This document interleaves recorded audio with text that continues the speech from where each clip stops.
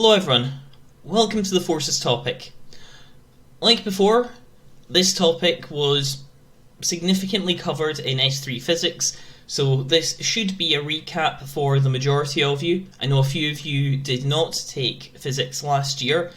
Again, there'll be some material from S2 science, and for the material which was covered last year from either one of those topics, we will still cover the important information in this lesson. So the first thing we need to know is, what is a force? Well, a force is basically something we apply to an object and it will change one of three things about that object. It will change the speed, the shape, or the direction of that object. So, for instance, if I have my face covering here, I can apply a force to it by scrunching it up. I've changed the shape, I know there has been a force applied to this object.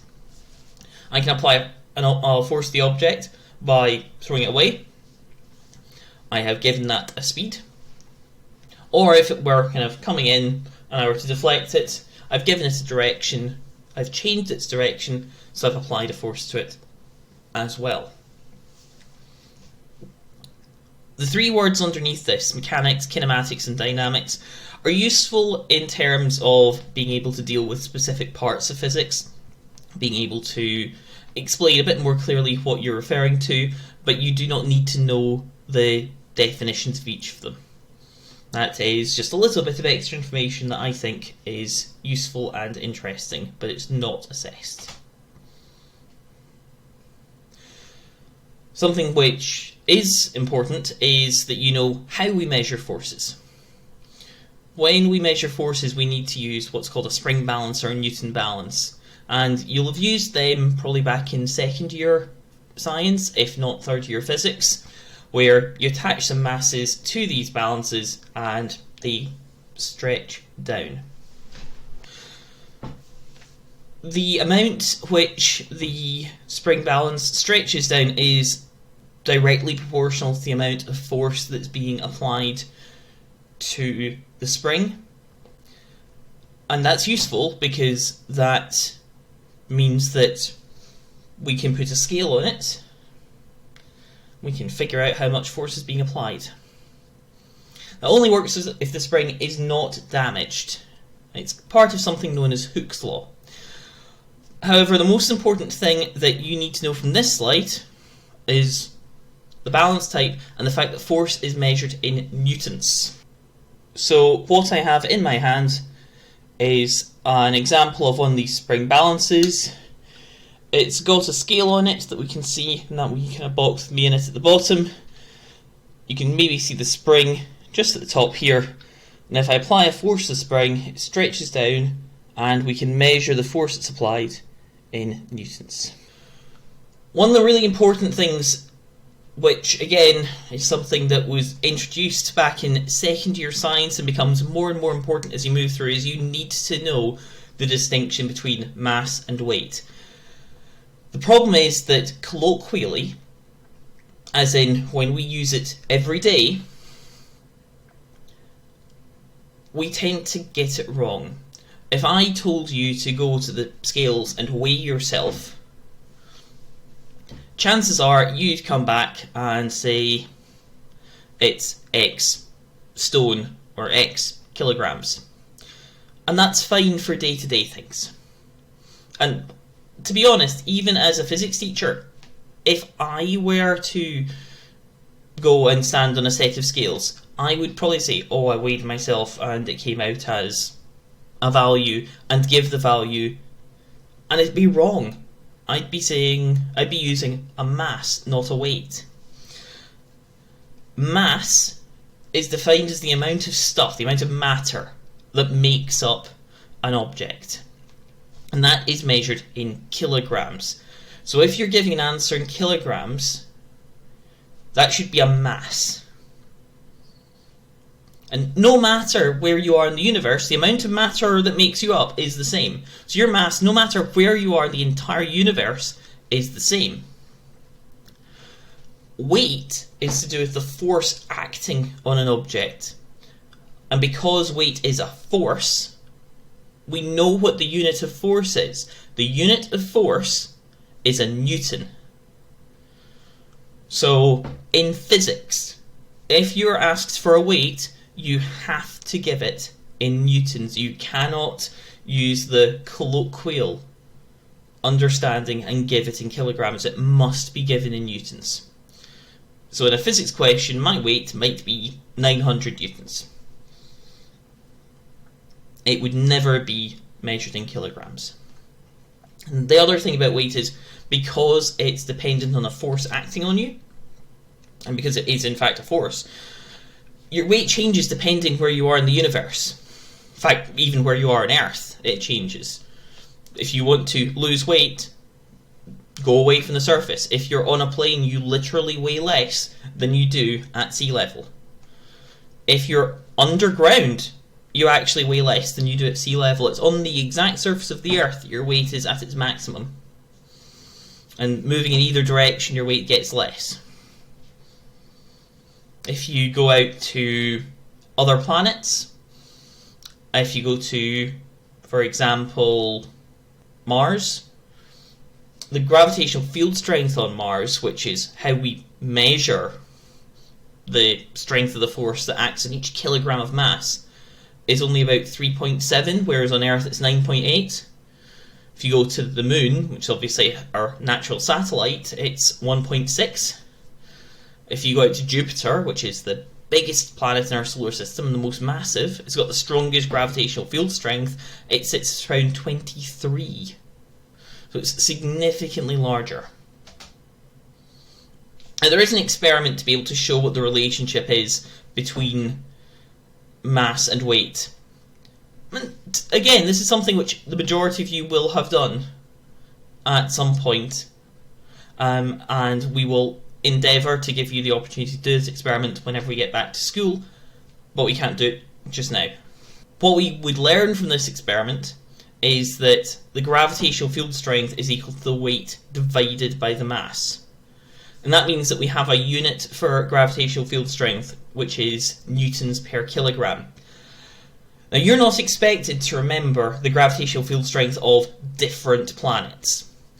You'd actually find the gravitational field strength for any planet that you'd be expected to worry about, or any object in space you'd be expected to worry about, bar one, but I'll get to that later, on your National 5 datasheet. So you do have a copy of that, which has been included in prior weeks, and again, if it comes up in a future task, you will always have a datasheet included with the materials, so that you can go and look up the gravitational field strength you need to know. It's worth knowing that Earth is 9.8 newtons per kilogram. All the others you can look up at your leisure. The formula in the form which you would see it is W equals mg. That is the way it is written on your data booklet. So you've got your weight in newtons, your mass in kilograms, and your gravitational field strength in newtons per kilogram. Now, I have included a formula triangle at the bottom right. I don't particularly like including them, particularly if you're intending on doing higher. You should not be using a formula triangle at this stage, because you cannot use formula triangles for the majority of higher. So I've got a wee task for you here. I've got a table which has the Earth, the Moon, Mars, Jupiter and Saturn and their gravitational field strengths. An opportunity for you to measure your mass. So remember, that's a set of scales. You find your mass by measuring it in kilograms, and then you can calculate your weight as measured in newtons in these various places in the universe. Now, not everyone is going to have access to a set of scales to stand on to find your mass, so if you don't, use the number 65 kilograms. Just declare that your mass is 65 kilograms. Now remember, what's going to happen to your mass as you move around the universe, and how is that going to compare to what happens to your weight as you move around the universe?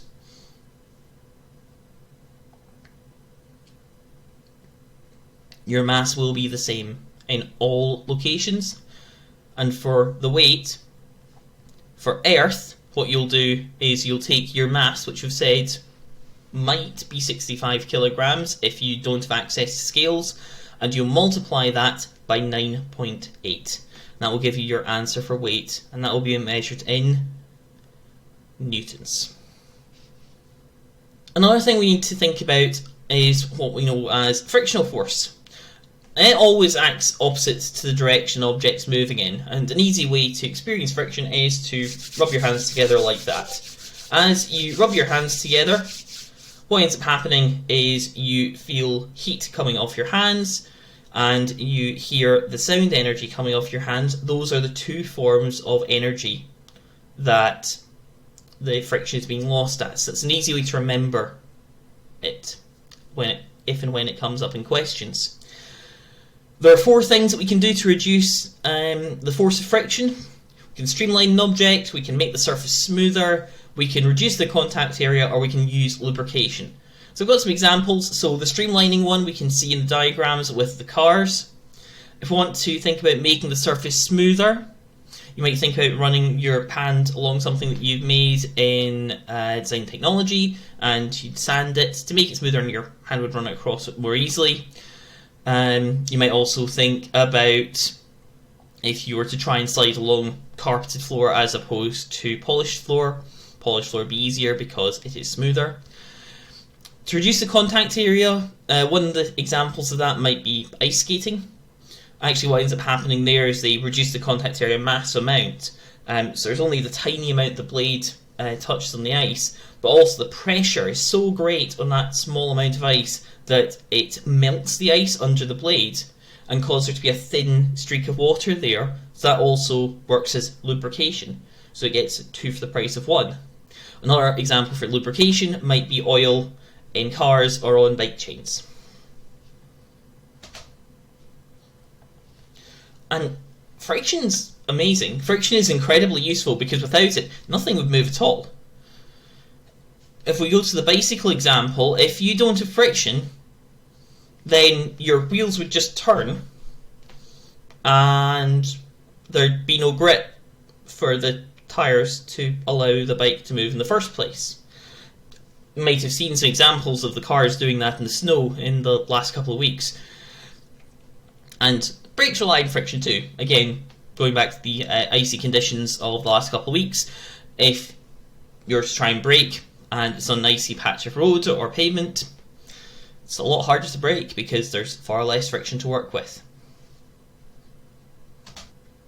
So I've got an example on the screen just now of a force diagram. A lot of the time, objects that you're dealing with are kind of fancy. Sometimes you'll be dealing with rockets, cars, boats, etc. If you're asked to draw a force diagram, or if you ever do draw a force diagram, do not waste loads and loads of time drawing a boat, or a rocket, or a car. A box is fine.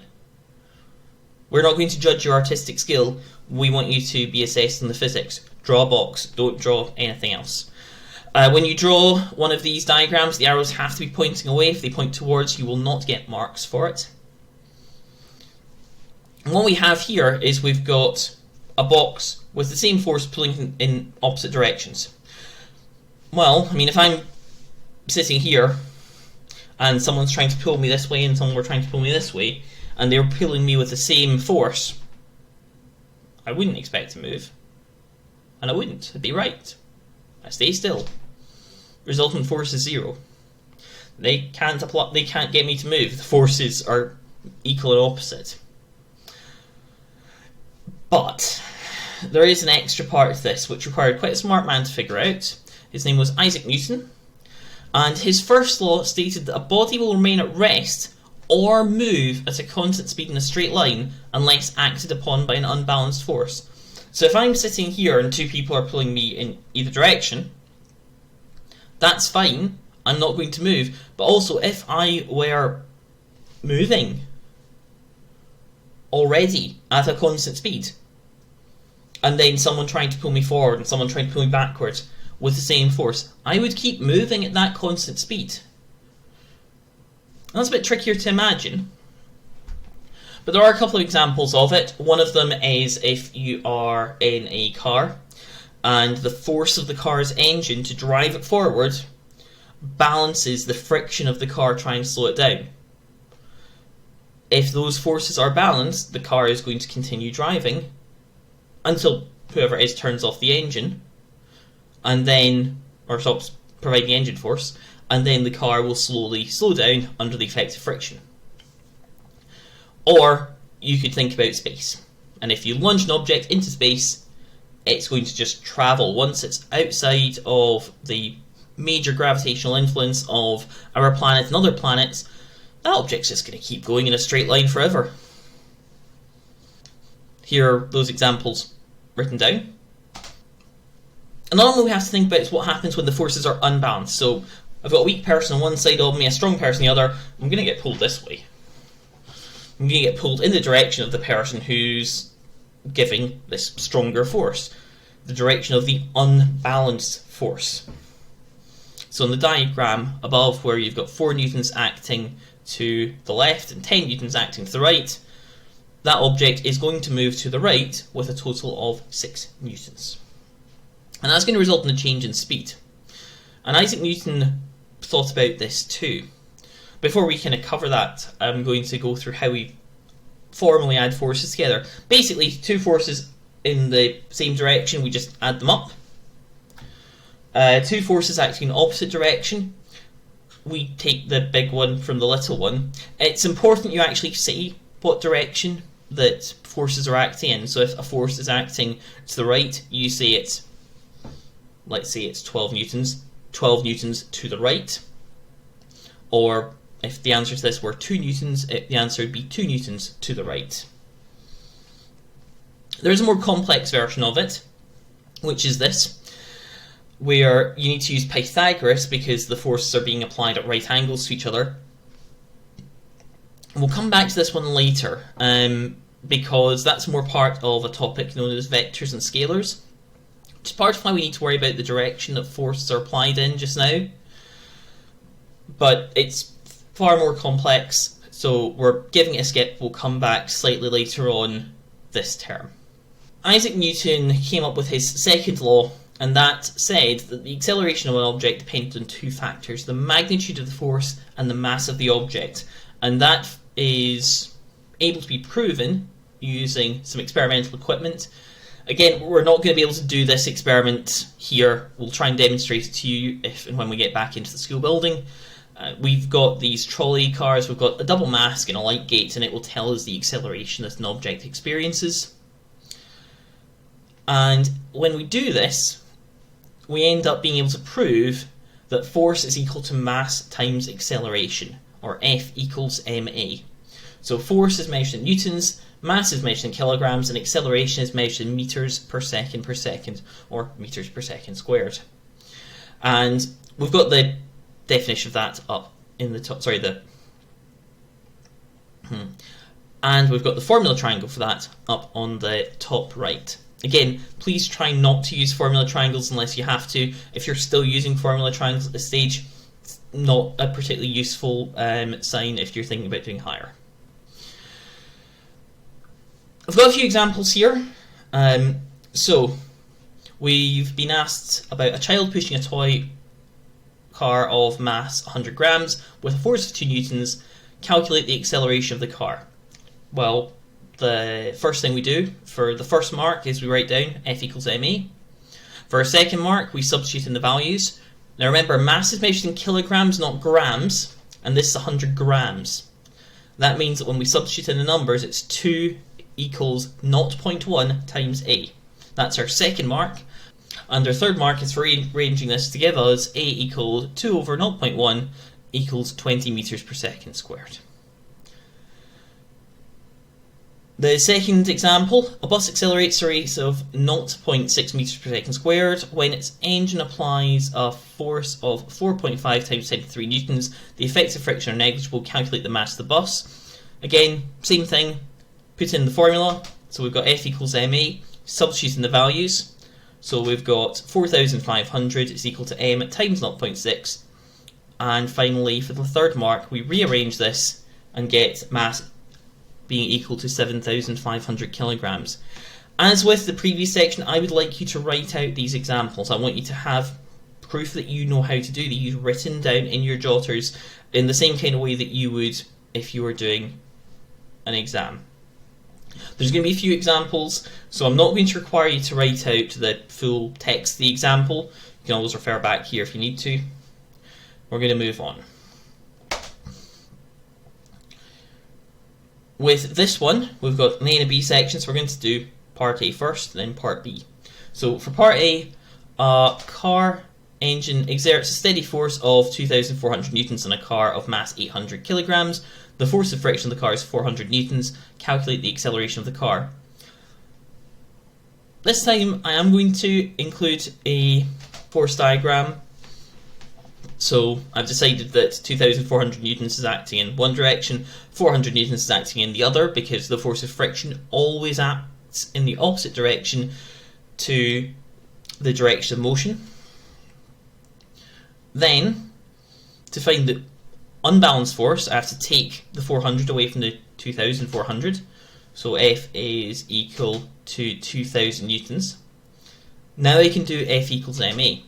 So F equals ma, substituting the values, 2,000 equals 800 times A, and then rearrange it to give us A as being equal to 2.5 meters per second squared.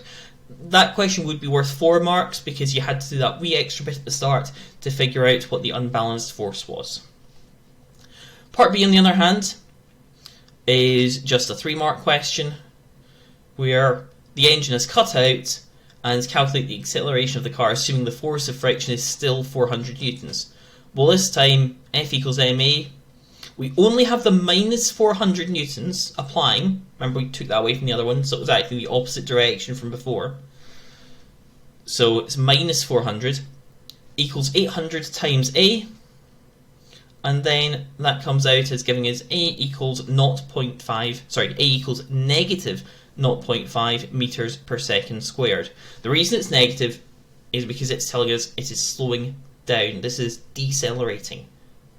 And this is the most complex question that we've got.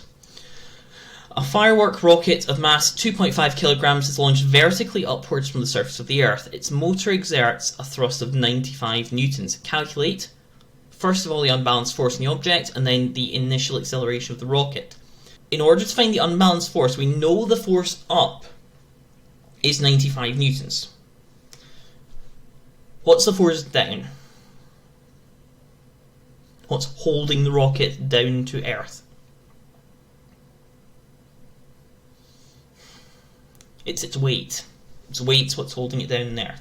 That means that we're starting with W equals mg. So the weight is equal to 2.5 times 9.8. That's 24.5 newtons. That's the downward force.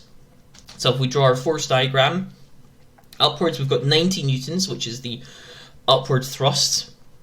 Downwards we've got the weight. That is important. It is the weight, not the force of gravity.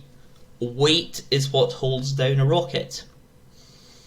The thrust is what's pushing it up. So the difference between the two of these is 90 minus 24.5 equals 65.5 newtons. That's the unbalanced force.